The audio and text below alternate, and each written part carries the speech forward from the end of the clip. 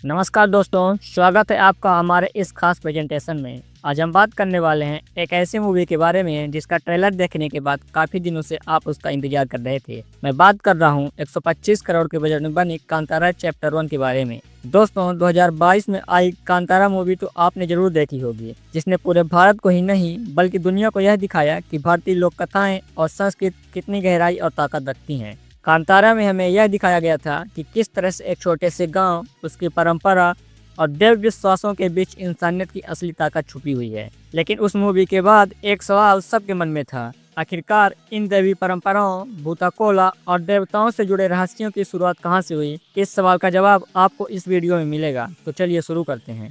दोस्तों, 2025 में ऋषभ शेट्टी लेकर आए हैं कांतारा चैप्टर 1, जो असल में एक प्रीक्वल है। यानी इस बार की कहानी हमें उस दौर में ले जाएगी जहां कांतारा की कहानी की जड़ें बोई जा रही थी। कहानी शुरू होती है 13वीं सदी से, एक ऐसी दुनिया जहां जंगल, जनजातियां और दैवीय शक्तियां इंसानों के जीवन का हिस्सा थी। यह वो समय है जब तटीय कर्नाटक की धरती पर देव और मानव के बीच रिश्ता बहुत गहरा था। गांव वाले मानते थे कि उनका असली रक्षक कोई राजा नहीं बल्कि पंजुरली देवता है। मूवी के शुरुआती झलक में हमें दिखाया जाता है एक राजा जिसने अपने सुख वैभव को छोड़कर वन देवता से आशीर्वाद मांगा था। राजा को शांति चाहिए थी और उसने अपने राजमहल को छोड़कर देवता के नाम कर दिया। धीरे धीरे समय बदला, राजवंश कमजोर होने लगे और जमींदार शक्तिशाली हो गए। यहीं से लोक आस्था और सत्ता की लालच के बीच संघर्ष शुरू होता है। कहानी के बीच में आता है एक युवा योद्धा जिसे अपने ही कबीले की परंपराओं को निभाना है। यह किरदार है काल भैरव का। काल भैरव केवल एक योद्धा नहीं बल्कि देवता का सेवक है।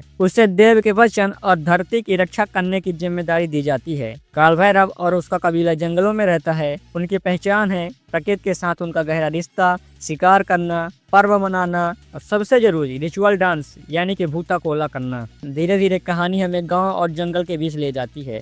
यहाँ आता है एक नया कैरेक्टर, एक ऐसा जमींदार जो चाहता है कि पूरी जमीन उसके अधिकार में आ जाए। इसका मानना है कि देवताओं की कहानियां सिर्फ लोगों को डराने के लिए हैं, लेकिन गांव वाले मानते हैं कि यह धरती हमारी माँ है और इसे छूना पाप है। अब शुरू होता है असली संघर्ष। एक ओर है जमींदार की सेना और दूसरी ओर काल भैरव और उसका कबीला। मूवी में कई जगह हमें मैजिकल झलक देखने को मिलती है, जैसे कि एक सीन में काल भैरव को सपने में पंजुरली देवता मिलते हैं और कहते हैं, यदि तुम भूमि की रक्षा नहीं करोगे तो आने वाली पीढ़ियां तुम्हें कभी माफ नहीं करेगी। इसके बाद मूवी का नैरेटिव और भी गहरा हो जाता है। काल भैरव अब सिर्फ एक योद्धा नहीं बल्कि देव का दूत बन जाता है और यहीं पर हमें देखने को मिलता है फाइट, सत्ता का लालच और लोक आस्था की ताकत। दोस्तों, कहानी का क्लाइमैक्स बेहद शक्तिशाली है। जमींदार अपनी लालच में देवालय को जलाने की कोशिश करता है। गांव वाले डर जाते हैं, लेकिन काल भैरव सबके सामने अकेले खड़ा रहता है। मूवी का सबसे बड़ा सीन भूताकोला का परफॉर्मेंस है।